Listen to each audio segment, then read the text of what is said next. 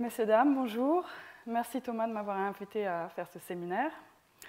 Donc, je vais parler des effets de seuil et changements de régime dans les systèmes écologiques que Thomas a abordé tout à l'heure, les systèmes de pêche en particulier, mais ça peut se retrouver dans d'autres systèmes plus importants. Je viens d'un institut, le Beijer Institute of Ecological Economics. C'est un institut de l'Académie des sciences de Stockholm où une grande partie de notre recherche est dévouée à ce genre de phénomène. Et puis je voudrais aussi m'excuser, je suis française d'origine, mais ça fait 20 ans que j'habite en Suède et je travaille toujours en anglais et en suédois, alors j'ai eu beaucoup de travail pour traduire les termes nouveaux. Donc excusez-moi si j'invente des choses bizarres, je vais essayer de faire de mon mieux. Alors, cette heure, je vais la consacrer à d'abord vous présenter ce que c'est qu'un changement de régime, comment on définit cela. Je vais parler brièvement de la gestion optimale avec des changements de régime, parce que c'est les résultats que Thomas a présentés tout à l'heure changent un petit peu quand on a des possibilités de changement de régime dans les écosystèmes. Et ensuite, je vais aborder différentes stratégies de gestion face au changement de régime.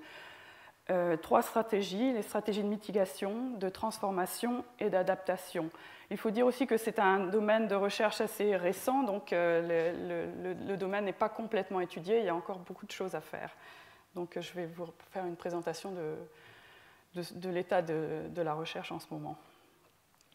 Alors qu'est-ce qu'un changement de régime? Et si vous avez un problème, s'il y a quelque chose de pas clair, interrompez-moi pour poser des questions, il n'y a pas de problème.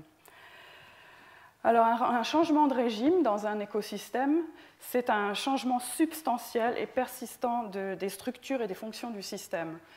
C'est souvent associé à un franchissement d'une série de seuils critiques. Et les seuils critiques, ça peut être par exemple dans des lacs un taux de phosphore qui dépasse un certain niveau critique, ou dans l'atmosphère un taux de CO2 qui dépasse un niveau critique. Bon, certains disent que c'est peut-être 2 degrés ou 3 degrés. On ne sait pas toujours quels sont ces seuils critiques, mais ils existent. Alors, ces changements de régime provoquent un changement radical dans la composition dynamique des espèces de l'écosystème. Ce sont des changements rapides, relativement rapides par rapport aux changements habituels. Ce sont des systèmes, on parle de systèmes dynamiques, donc ils changent tout le temps, mais là on parle de changements très importants et très rapides à l'échelle du changement habituel du système. Et il y a des mécanismes internes de renforcement qui font que le changement est persistant, ce qui fait qu'une fois qu'on a changé, c'est difficile de retourner en arrière. Ce n'est pas forcément impossible, mais c'est souvent plus difficile. Sur les images, là, vous voyez 2 exemples de changements de régime qui ont été fortement étudiés. Les changements de régime dans les coraux. Donc, il y a un changement entre les systèmes barrières de corail avec dominance de coraux qui peuvent tout à coup assez rapidement être envahis par les algues. Et donc, ça fait un système de corail à dominance algue. Et l'autre image montre une prairie marécageuse qui peu à peu se transforme en forêt marécageuse quand elle est envahie de buissons. Vous pouvez trouver plein d'exemples comme ça sur le site internet de la database des changements de régime. Vous avez l'adresse là, si ça vous intéresse. Un autre exemple, les barrières de corail ont été extrêmement étudiées et elles peuvent se transformer dans des différents régimes, donc pas seulement la transformation corail-algue que j'avais mis dans l'image d'avant, mais il peut y avoir les coraux qui blanchissent dû au changement de température que Thomas a évoqué. Donc ce n'est pas seulement la calcification, si la température dépasse, je crois que c'est 28 ou 29 degrés, dans les zones tropiques, les coraux blanchissent et après, si ça dure trop longtemps, ils meurent. L'invasion par les algues géantes, les macroalgues, et il peut y avoir aussi une dominance oursin qui est un autre régime des barrières de coraux. Alors, comment on comprend les changements de régime? C'est un phénomène qu'on trouve dans les systèmes qu'on appelle les complexes et adaptifs. Donc, ce qui se passe, c'est que dans ces systèmes complexes et adaptifs, il y a beaucoup de variables qui interagissent les unes avec les autres, ce qui crée plusieurs bassins d'attraction. différentes. Alors, et c'est ce qui crée ces différents régimes. Donc, il peut y avoir, ici sur la figure, vous avez un schéma où il y a le régime courant est ici, qui est symbolisé par cette bassine avec une boule dedans qui représente l'état du système. Et on part d'un régime et pas d'un équilibre, parce qu'en général, ce sont des états qui changent tout le temps, il y a toujours des petites variations. Et donc, tant que la boule reste dans ce bassin, on dit que le système reste dans ce régime. S'il passe un seuil, qui est ce niveau-là qu'on appelle tipping point en anglais, mais qui est un niveau de seuil, on se retrouve dans un autre régime, qui est celui-là, qui a des caractéristiques très différentes. Les causes d'un changement de régime sont en général de deux espèces, et souvent on les rencontre en même temps. Donc, ce qui peut se passer, c'est que soit il y a un grand choc extérieur ponctuel qui arrive et qui dérange le régime complètement. Par exemple, c'est ce qui est symbolisé par la figure d'en haut, là. Il y a un choc qui pousse l'état du système dans un autre régime. C'est ce qui s'est passé, par exemple, dans la fin des années 90 dans les barrières de corail en Amérique centrale, où il y a eu de fortes tempêtes qui ont augmenté l'afflux de nutriments dans les eaux et qui ont créé un changement de régime et ont transformé les barrières de corail à dominance d'algues. Un autre mécanisme, c'est qui est représenté par la figure d'en dessous, où il y a des changements continuels, pas forcément très importants, mais qui s'accumulent dans l'écosystème. Par exemple, si on parle des mêmes barrières de coraux, on peut, s'il y a beaucoup de petits agriculteurs sur les côtes, près de là où il y a ces coraux, qui utilisent beaucoup d'engrais, ça peut faire une augmentation de phosphore et d'éléments nutritifs dans les eaux qui, petit à petit, ne font aucun effet, mais s'accumulent et puis finissent par, quand un effet de seuil est atteint, à saturer le système qui se transforme. Et pour ceux s'il y a quelques-uns dans l'audience qui parlent en termes mathématiques, dans ce cas-là, on parle d'une bifurcation du système.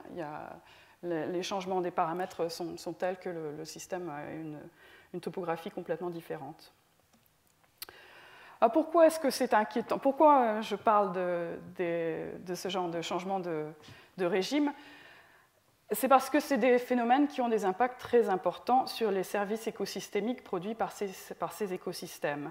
Et donc, au bout, cela a des impacts sur la société sur les sociétés qui utilisent les services écosystémiques produits dans ces écosystèmes. Ce sont des phénomènes non linéaires, ce qui fait que c'est difficile à prévoir et c'est difficile à inverser. Et l'augmentation des activités humaines sur la planète, on parle de l'anthropocène, de la dominance humaine sur la planète, a tendance à augmenter la fréquence de ces changements de régime. Et en plus, il y a des évidences expérimentales qui montrent que le fait qu'il y ait des changements de régime dans les écosystèmes, ça peut influencer la façon dont les usagers de ces écosystèmes se comportent vis-à-vis des ressources naturelles. Donc ici, voici un exemple de 3 régimes différents d'un écosystème qui, tous les 3, produisent des services écosystémiques très différents. Donc cette image est prise dans un article par John Foley et ses collègues dans Science.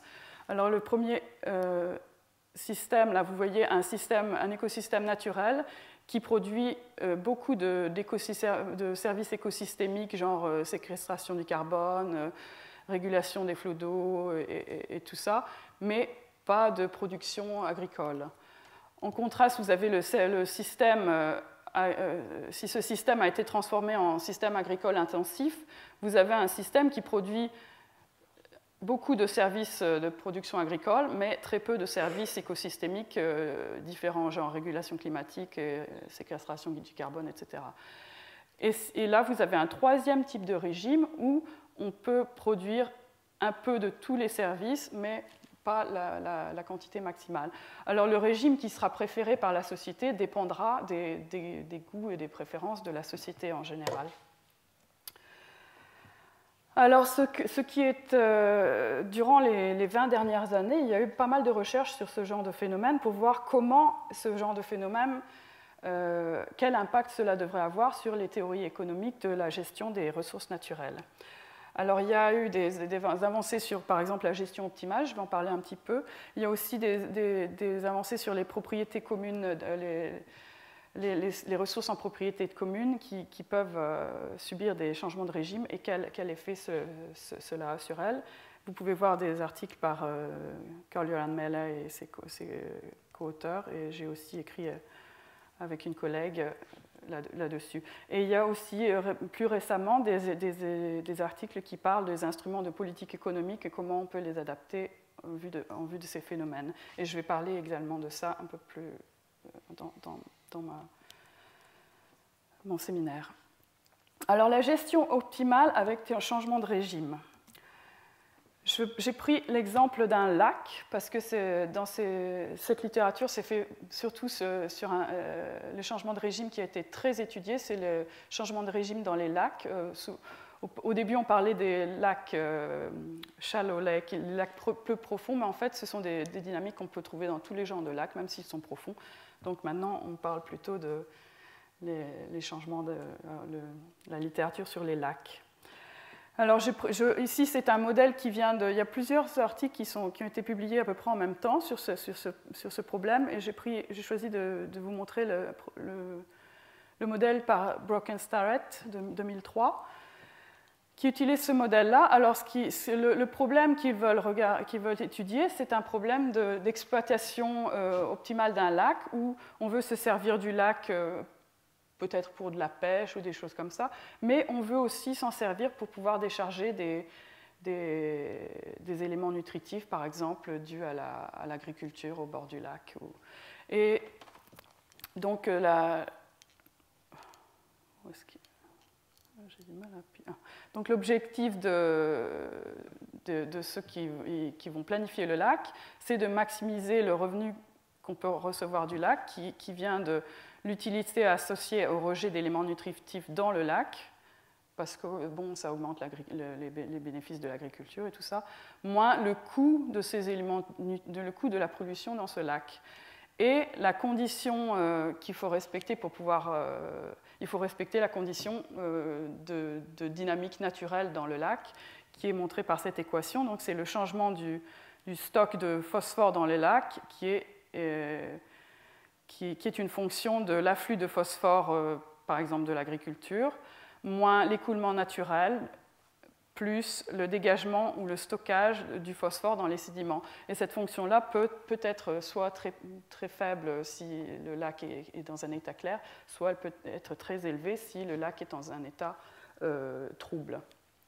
Et c'est cette fonction en général qui fait qu'on peut avoir un changement de régime entre un état clair du lac ou un état de lac avec des eaux troubles. Alors, qu'est-ce qui se passe quand on a ce genre de problème-là qu'on a ici? Ce qui se passe, c'est que la solution n'est pas... que vous avez vu la solution de Thomas sur la pêche, il y avait une solution unique, optimale. Ce qui se passe, c'est quand on a un système comme ça où le lac peut changer de régime, il peut y avoir plusieurs solutions optimales. Il y a 3 types de situations. Il y a une situation, et cela varie selon les caractéristiques du lac, les paramètres de données. Donc il peut y avoir une situation où la solution optimale, c'est de garder un lac avec une eau claire, qui est plus intéressant pour la pêche. Il y a une autre solution où la solution optimale, c'est de décider que, bon, bah, ma foi, je ne vais pas trop m'occuper à pêcher dans ce lac, je pêcherai ailleurs, mais je vais favoriser l'agriculture autour du lac parce que pour des raisons où si les terres agricoles sont très fertiles, c'est plus rentable de faire ça. Et il y a aussi des situations où les deux équilibres peuvent coexister en même temps. Et c'est la situation qui est montrée dans ce diagramme phase. On dit ça, un diagramme phase ? 2 phases, merci. qui montre ici le stock de phosphore dans l'écosystème, et ici c'est l'afflux du phosphore des environs. Et ces courbes-là montrent les états d'équilibre du phosphore dans le lac et du contrôle, ce qui est l'afflux du phosphore venant des environs et infligé par les humains. Donc les équilibres sont ici, on voit un équilibre là, et c'est ces deux équilibres extrêmes là, qui sont stables. Là c'est un équilibre avec peu de phosphore et qui donne un lac clair qu'on voit là. Là c'est un équilibre avec beaucoup de phosphore qui donne un lac plus trouble où il y a beaucoup de végétation en surface, c'est plus difficile de pêcher. Et l'équilibre ici au milieu est instable, mais il montre aussi cette zone ici, c'est une zone où il y a un point d'indifférence. Donc dans cette zone-là, il y aura une situation où l'on est indifférent entre le lac aux eaux claires ou le lac aux eaux troubles. Et donc ce qui veut dire que dans ces systèmes-là, ce qui s'est passé dans le passé a de l'importance. Dans la plupart des systèmes où on regarde ce qui s'est passé dans le passé n'a pas forcément d'importance parce qu'on peut facilement retrouver le niveau optimal. Dans ces systèmes-là, cela a de l'importance parce que si on part du système d'un point d'origine de ce côté-ci, de ce point d'indifférence, si le point d'indifférence est quelque part ici et qu'on parle du système de ce côté-ci, de ce point d'indifférence, la situation optimale, ce sera d'aller dans ce régime-là, un régime de lac clair. Si par contre, au départ, on est dans une situation où le lac est déjà très trouble, eh bien, la situation optimale, ce sera d'aller dans le régime très trouble.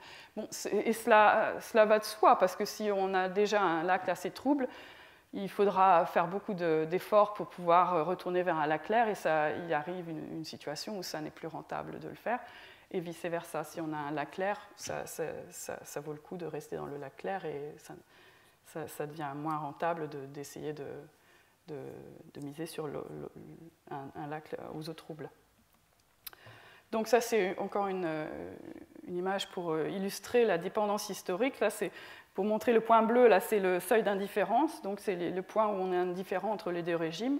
Et là, la boule rouge, c'est le point de départ qui est à droite du seuil d'indifférence. Et là, donc, la solution optimale, ce sera d'aller vers le régime B, qui est ici un régime eutrophié avec des eaux troubles. Et si vous partez à gauche, la solution optimale, ce sera d'aller vers le régime B. Et vous voyez que près du seuil, la situation est très sensible. Il faut très, très peu de variations pour avoir un état à la fin, en long terme qui est très différent. Ici, c'est une figure pour essayer d'illustrer les différents types de seuils qu'on trouve quand on commence à étudier les problèmes de changement de régime. Alors, le seuil dont on parle en premier, c'est le seuil dans le système écologique. C'est le seuil entre deux régimes écosystémiques. C'est, par exemple, la limite de phosphore qui sera nécessaire pour définir si le lac il est clair ou trouble. Et ce seuil diffère typiquement du seuil d'indifférence, on l'appelle le Skiba parce que ça vient d'un article de Skiba de 1978 qui avait formé ce concept. Ce seuil de l'écosystème est généralement différent du seuil d'indifférence. Donc ce seuil d'indifférence, il dépend aussi des goûts et des préférences de la société. Et puis, jusqu'ici, je n'ai parlé que des situations où tout est déterministe. Je n'ai pas évoqué l'incertitude. Si on a beaucoup d'incertitudes et de processus incertains, il y a aussi probablement incertitude sur la location du seuil écosystémique. Mais ce qu'on peut avoir, c'est autour de la location de ce seuil un espèce de... comment on dit span? Non, span. Un écart, voilà, merci. Un écart dans lequel il y a une zone d'incertitude du seuil. Et au bord de cet écart-là, on a un seuil où le risque devient positif. Donc, si on est à gauche de ce seuil, il n'y a pas de risque de changer de régime. Si on vient à droite de ce seuil, on a un risque de changer de régime, d'aller de régime A au régime B. Vous voyez la différence entre les différents seuils? C'est assez important de comprendre la différence conceptuelle entre ces trois seuils, parce que souvent on parle des effets de seuil, mais c'est assez... Cela veut dire des choses très différentes. Alors, quelles sont les stratégies de gestion qui existent face au changement de régime? Ce qui a été pour l'instant assez étudié, mais où il y a encore beaucoup de progrès à faire, c'est la question de savoir comment est-ce qu'on va former un impôt quand il y a un changement de régime. Et Meller et al. En 2003 avaient déjà étudié ce problème. Ils avaient étudié le lac qu'on a vu juste auparavant, mais assumé qu'il était en propriété commune et les riverains du lac gèrent une pollution au phosphore. Et donc ils avaient essayé de calculer la taxe optimale pour pouvoir, si les riverains ne pouvaient pas se mettre d'accord les uns avec les autres pour gérer le lac de façon optimale, quel impôt, quelle taxe devrons-nous mettre sur le phosphore pour pouvoir obtenir la gestion optimale. Donc la solution dépend de l'ombre-coût social et l'ombre-coût privé du phosphore, selon l'équation qui est ici. Et comme vous voyez là, la taxe optimale va varier avec le temps, ce qui est assez difficile à mettre en place politiquement. Donc Meller et ses Papadéas et dessous ont aussi regardé quelle serait une taxe constante optimale. Et donc c'est une taxe qui est donc fonction du nombre de communautés autour du lac et de la quantité optimale de phosphore ajoutée. Mais ce qu'ils ont trouvé aussi, c'est que cette taxe constante, même si à l'équilibre long terme donne le même effet que la taxe qui varie temporellement ici, elle ne donnera pas le même effet sur le chemin pour aller en transition pour aller vers l'équilibre long terme, ce qui est beaucoup de temps, quoi. Ce qui fait qu'il y a probablement beaucoup de différences entre ces deux politiques de gestion. Ça, c'est un autre article par Kosioris, Plexou, Sakis, Xepapadeas et dessous, qui est arrivé un peu plus tard, où ils ont étudié, et ces systèmes-là sont assez compliqués, donc c'est très difficile de trouver des solutions analytiques, voire impossible. Donc là, ils ont simulé différents types de taxes pour voir quel effet elles avaient ou comment elles arrivaient à s'approcher de la gestion optimale. Donc ici, vous voyez, sur cette figure-là, vous voyez la courbe... la courbe pleine, ça montre la pollution quand le système n'est pas régulé, c'est toujours un lac. Et la courbe ici, c'est la pollution quand le système est régulé de façon optimale. Et entre les deux, ces différentes courbes montrent différents types de taxes qui ne sont pas optimales, mais qui essaient de s'approcher de la taxe optimale. Et là, vous avez le même résultat, mais en chiffres. Et donc, vous voyez qu'avec une taxe, il faudrait déjà des taxes cubiques ou quadratiques. Enfin, ça fait des formules de taxes très compliquées qui sont difficiles à implémenter en politique. Et par contre, la taxe fixe, qui est moins efficace, elle est beaucoup moins efficace, mais elle est peut-être plus facile à implémenter. Donc, il faut encore étudier pas mal de ces problèmes pour voir dans quelle mesure est-ce qu'on peut se contenter d'une taxe fixe ou pas. Alors, donc la réponse à la question, c'est devons-nous revisiter les théories économiques sur les taxes? Moi, je dirais oui, si la possibilité d'un changement de régime altère les résultats des théories économiques traditionnelles. Ce n'est pas forcément le cas si jamais il y a une possibilité de changement de régime, mais la taxe est mise en place, fait en sorte qu'on reste dans le même régime, il n'y a pas de risque de changer de régime. Là, on peut garder les résultats normaux, enfin les résultats habituels, mais dès qu'il y a un risque de changement de régime, là, les résultats traditionnels ne font plus vraiment fonctionner. Alors, comment est-ce qu'on peut faire pour naviguer la possibilité des changements de régime, en sachant que les taxes qu'on peut mettre en place doivent être très compliquées, ne sont pas toujours faisables. Il y a beaucoup d'autres choses qu'on puisse faire aussi. Alors, le but de ce genre de politique, c'est d'abord d'être conscient qu'il peut y avoir différents régimes et d'avoir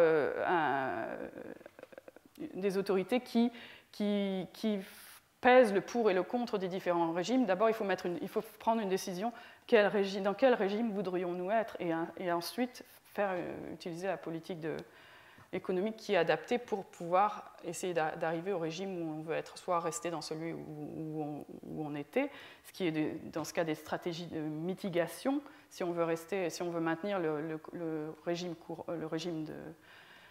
qui existe en ce moment. Par exemple, si on a un lac limpide et qu'on veut maintenir un lac limpide, il faudra utiliser des stratégies de mitigation.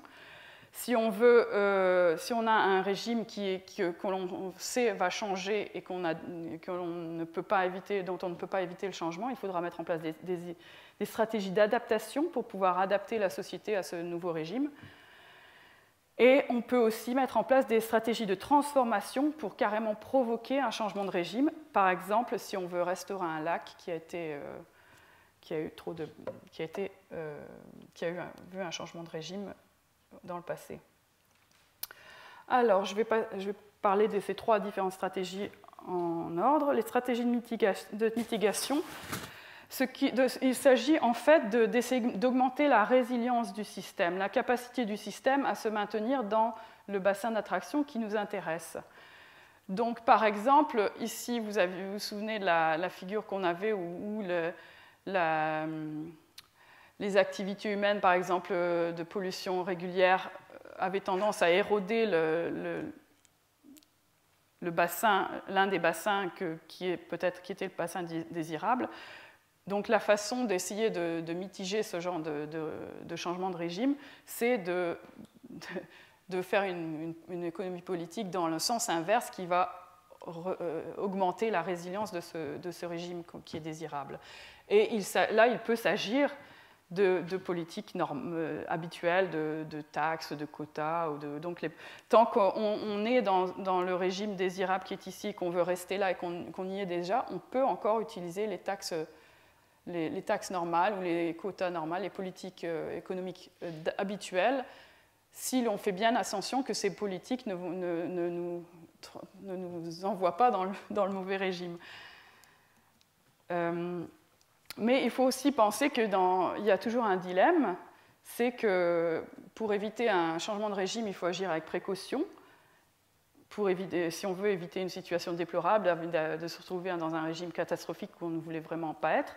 Mais d'un autre côté, la précaution, c'est aussi, ça a des coûts dans le genre, dans le sens où on perd des opportunités de gains. Par exemple, si on veut éviter un lac aux eaux troubles, cela veut dire qu'il faudra limiter les activités agricoles ou aux alentours, ou bien limiter la pêche dans le lac. Enfin, il faudra faire des mesures qui seront néfastes pour le bien-être des individus qui font ces activités habituelles.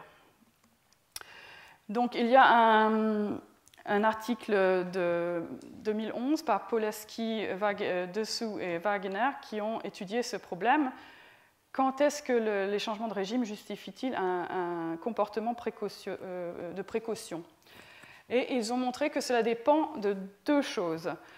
D'une chose, en quoi se caractérise le changement de régime? S'agit-il d'un collapse du stock, comme le collapse du stock de morue dont Thomas parlait tout à l'heure, ou s'agit-il d'un changement de dynamique du système, c'est-à-dire par exemple que la morue est toujours là, mais elle se reproduit moins bien. Et le deuxième critère, c'est selon où les activités humaines peuvent influencer le risque de changement de régime ou pas. Donc c'est là qu'on parle de probabilité endogène de changement, c'est si les activités humaines peuvent influencer le changement de régime. Par exemple, si je pêche, je vais influencer le risque de créer un collapse du stock ou de changer le changement de régime du stock de morue. Par rapport à une probabilité exogène de changement, par exemple, s'il y a un météore qui va tomber, je peux pas, ça va peut-être changer le risque de changement de régime du stock de morue, mais ce n'est pas quelque chose qu'on puisse contrôler en tant qu'être humain, du moins pas à grande échelle. Et donc, Polaski et al. Ont donc montré que selon ces 4 différentes catégories, il y a différentes réponses. Donc, et il n'y a qu'une seule catégorie où ils ne sont pas capables de répondre d'une façon claire, oui ou non, faut-il agir de façon avec précaution.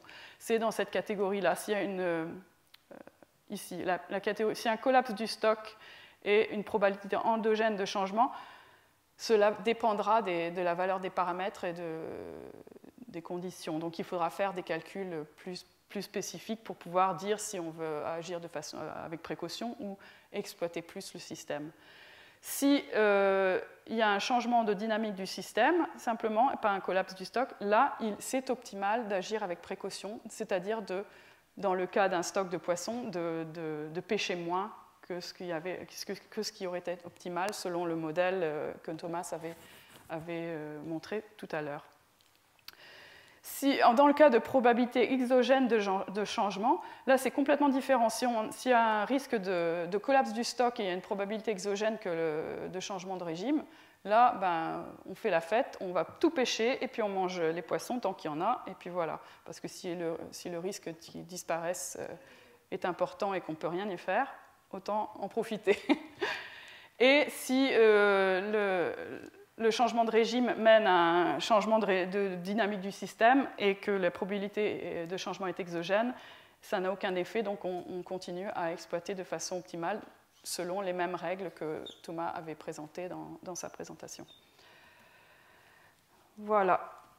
Alors ce genre de résultat, on pourrait l'adapter aussi à des problèmes de changement de régime très importants. Je ne sais pas si vous avez entendu parler des limites planétaires. Vous n'avez pas entendu parler des limites planétaires. En 2009, il y a eu un groupe très important de nombreux très divers de chercheurs scientifiques qui ont proposé le concept de limite planétaire. C'est un concept qui présente l'existence de seuils pour différents processus planétaires et ils ont désigné ces seuils pour délimiter un espace dans lequel la société humaine s'est développée historiquement, et ce sont des conditions que l'on pense devraient demeurer pour que l'on puisse continuer à se développer socialement sur la planète. Alors une de ces limites planétaires, la plus connue, c'est par rapport au climat.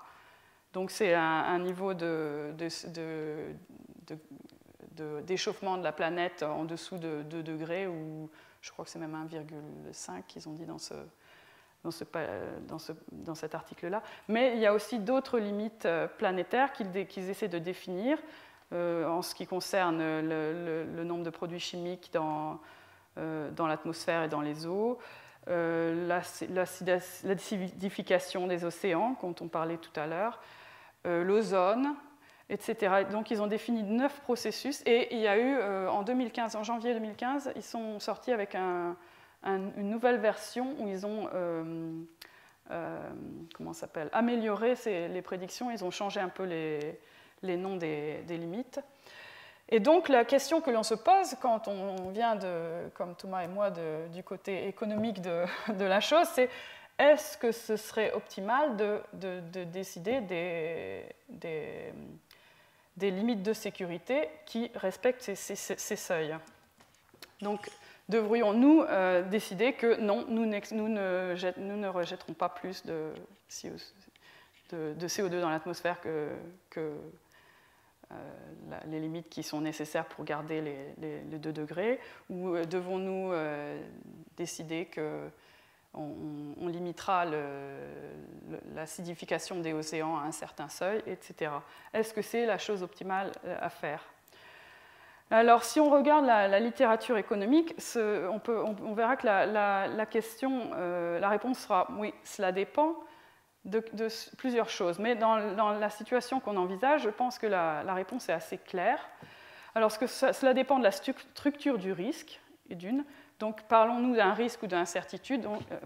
Quand je parle de risque, je parle d'un risque où on connaît les probabilités de différentes éventualités, ce qui n'est pas vraiment le cas quand on parle des limites planétaires, parce qu'on parle plutôt de zones d'incertitude, on ne sait pas très bien de ce qui peut se passer, mais les chercheurs scientifiques ont identifié des risques de seuil qui auront des implications très importantes sur le développement de la planète. Une autre question qui se montre importante, c'est comment augmente le risque d'avoir un changement de régime une fois qu'on passe le seuil risque. Vous vous souvenez le seuil risque que j'avais montré entre les 3 seuils différents? Il y avait le seuil écosystémique, il y avait le seuil d'indifférence et il y a le seuil risque. Alors, une fois qu'on passe ce seuil risque, une fois qu'on rentre dans une zone de risque, comment augmente le risque? Si le risque augmente abruptement, cela augmente l'optimalité d'une solution où on sera très précautionneux. Et aussi, ce qui a beaucoup d'impact, c'est quel est l'effet des activités humaines sur le risque d'un changement de régime. Est-ce que nos activités humaines ont beaucoup d'effets? Oui. Si oui, donc il faudrait plutôt être précautionneux. Le degré de précaution dépend aussi des conséquences d'un changement de régime. Alors, si on parle d'une catastrophe, on parle d'un changement abrupt ou qui transformerait complètement la vie sur la Terre, dans ces cas-là, effectivement, il faut être précautionneux. Par contre, si on parle d'une réorganisation du système, cela dépend un peu de la manière dont cette réorganisation touchera la société humaine.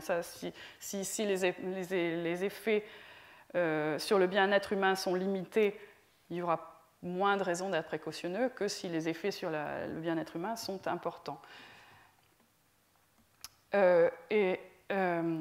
Ici, c'est pour un peu essayer de... C'est le même genre de raisonnement, mais avec une figure pour essayer de montrer un peu comment ça se passe. Donc, ces concepts de limite planétaire, ça définit une zone ici, de ce côté-là, qui est la zone de l'Holocène, qui est la zone dans laquelle on a vu le développement des grandes civilisations de nos jours. Et donc, le seuil de ces limites planétaires, ce serait cette droite rouge, là, pleine, qui est de location incertaine. Et donc, il y a un écart autour de cette courbe qui nous montre une zone d'incertitude. Et donc, si au début de la zone d'incertitude, le risque augmente de façon abrupte, comme c'est montré ici, dans ces cas-là, il faudrait mettre un standard minimum de sécurité au niveau de ce risque. Et c'est ce niveau-là que définit les zones de limite planétaire de ce concept. Alors, donc voilà. Encore un aspect qui est important d'étudier en ce qui concerne les changements de régime, c'est comment les usagers des ressources naturelles réagissent à ce genre de processus. Alors, comme c'est assez difficile, il n'y a pas encore beaucoup d'observations, ce que nous avons fait, moi et 2 collègues, nous avons fait des expériences en laboratoire avec donc on a mis des groupes de 3 ou 4 personnes dans une pièce et on leur a fait jouer un jeu où ils exploitaient une ressource naturelle qui se reproduisait dynamiquement, pour savoir ce qui se passe si ces usagers de ressources naturelles se retrouvent face à une ressource qui peut avoir un changement de régime. Alors, nous avons fait ces expériences avec des étudiants en Suède, à Stockholm, et nous avons également fait la même expérience avec des pêcheurs en Thaïlande, et les 2 expériences ont eu à peu près les mêmes effets. Et nous allons, au mois de janvier, faire une expérience similaire avec des pêcheurs en Colombie. Et voilà, donc ce qu'on avait fait faire à ces étudiants, c'est ils étaient divisés en plusieurs groupes. Alors il y avait des groupes qui avaient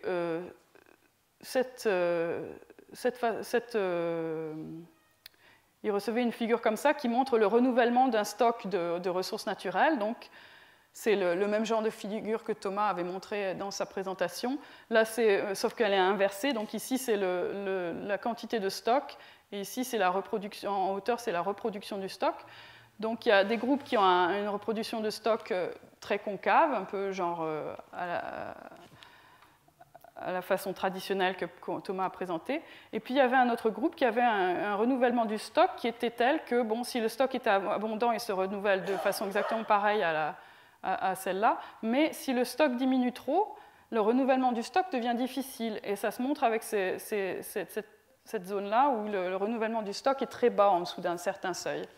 Et un troisième traitement d'expérience, c'est où on avait le renouvellement du stock est le même pour les niveaux de stock élevés, mais on met un quota. Donc au-dessous d'un stock de 20, il y a interdiction de pêcher, par exemple. C'est l'équivalent d'un quota. Et donc ce qui s'est passé quand on a comparé ces trois traitements, c'est que, quand on compare l'utilisation des ressources par les usagers entre le traitement sans risque de changement de régime et le traitement avec risque de changement de régime, c'est qu'il se passe que les usagers gère le système qui a un risque de changement de régime beaucoup mieux que le système qui n'a pas de risque de changement de régime. Et c'est un résultat très positif, je trouve, parce qu'on parle beaucoup de résultats négatifs, mais si les gens sont informés de la dynamique et qu'ils ont la possibilité de gérer ça de façon commune, bon, c'était des petits groupes, hein, s'il y a des grands groupes, c'est peut-être plus difficile, mais des petits groupes de 3-4 personnes, ils savent résoudre le problème de façon presque optimale.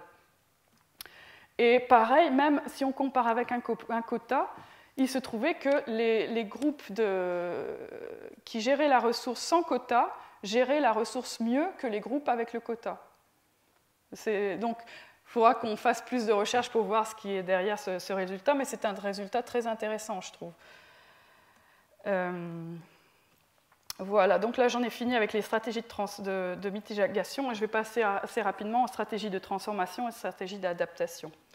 Donc, stratégie de transformation, il y a un article très intéressant de Heijstra et Heinen en 2013 qui parle d'une politique de...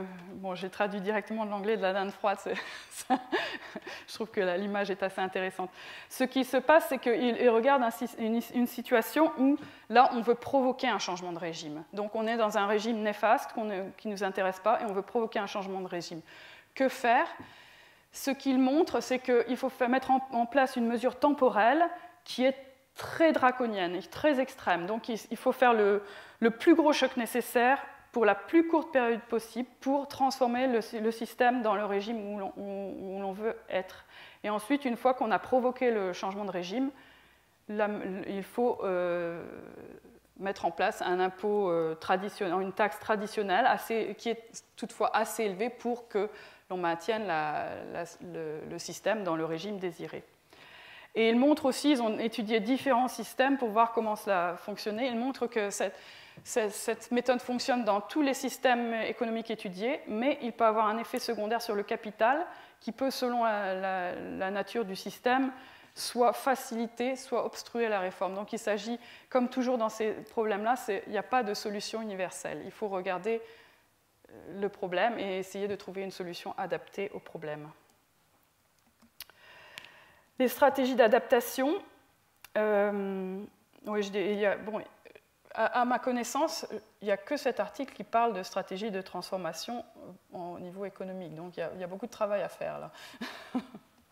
On a du travail, Thomas et moi. Les stratégies d'adaptation. Alors là, il s'agit de... Plutôt, vous vous souvenez qu'on parlait des stratégies de mitigation, il s'agit d'augmenter la résilience du système au changement. Ici, il s'agit plutôt d'augmenter la résistance du système de gestion au changement. Donc, mettre en place un système de gestion qui est adapté à des changements extrêmes. Alors, comment on peut faire ça ? Il y a pas mal de recherches, mais pas trop de recherches en économie, à ce que je sache. Mais il s'agit de mesures, soit mettre en place un système de détection précoce. Par exemple, après le tsunami, on a mis en place des systèmes de détection des tsunamis qui peuvent donner qui peuvent prévenir à l'avance d'un changement de régime pour donner un peu assez de temps à une réaction, soit de mitigation, soit d'adaptation selon le risque.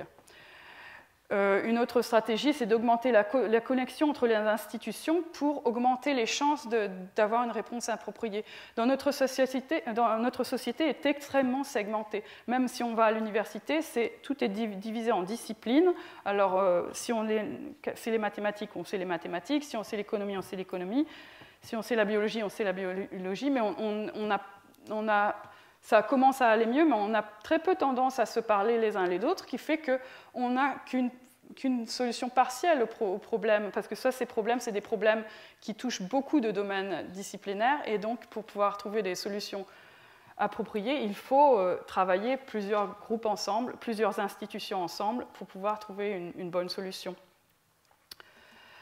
On peut aussi mettre en place un système légitime de redistribution des ressources. Le plus gros problème dans ces changements de régime, c'est les redistributions de ressources chez les usagers qu'ils créent. Parce que s'il y a un stock de pêche de morue qui disparaît du jour au lendemain, ça crée des pêcheurs qui sont en crise. Alors s'il y a par exemple, il y a un exemple sur la situation de 2 villages en Groenland qui ont été touchés par un changement de régime, la disparition du stock de morue. Alors, un village avait basé toute sa pêche sur le stock de morue. La transformation a été dramatique. Ils ont perdu, le village a pratiquement disparu, les gens ont quitté le village, ils ont beaucoup de chômage, enfin... L'autre village, ils avaient une pêche plus diversifiée. Ils pêchaient la morue, mais pas seulement, ils pêchaient d'autres poissons, ils pêchaient du crabe aussi. Et eux, ils ont vu une évolution positive parce que, comme ils pêchaient déjà le crabe, les stocks de crabes ont augmenté. Et bien, ça a été une transformation très favorable à eux. Et dans ces cas-là, il s'agit, le changement de régime a eu lieu, mais la société s'est adaptée de façon positive au changement. Il y a aussi, on parle beaucoup de gestion adaptative pour faire face à ce genre de problème. Donc il s'agit d'utiliser les opportunités d'apprendre plus sur le système pour mieux comprendre et répondre et s'adapter au changement. Donc ce qu'on fait par exemple, c'est étudier beaucoup de systèmes qui ont des changements de régime pour voir quels sont les mécanismes de ces changements de régime pour apprendre sur d'autres régimes. Parfois, c'est possible d'apprendre sur d'autres systèmes, mais ce n'est pas toujours possible, parce que si c'est un système unique avec des effets sur la société très importants, par exemple, si on parle de changement de régime au niveau planétaire, ça devient plus... ça devient ça devient plus contestable de faire une gestion adaptative et d'expérimenter à l'échelle planétaire. Donc ce qu'il faut savoir, c'est regarder plutôt quel est le coût d'une erreur d'expérimentation. Est-ce que le changement était réversible? Est-ce que c'est à une grande échelle? Est-ce qu'il y a des possibilités de remplacement du système si jamais on a fait une erreur d'expérimentation avec un changement de régime? Donc en conclusion de ce séminaire, je vous ai présenter un petit peu le concept de changement de régime, qui sont des phénomènes de plus en plus communs, donc je voudrais attirer votre attention dessus. Je vous ai parlé aussi de la gestion optimale avec des changements de régime qui diffèrent des méthodes traditionnelles de gestion que Thomas a présentées plus tôt dans sa leçon. Et je vous ai présenté aussi un petit pot pourri de différentes stratégies de mitigation, de transformation et d'adaptation pour faire face à ces changements de régime. Et il y a encore besoin de beaucoup de recherches là-dessus, mais je voudrais vous remercier de votre attention. Et...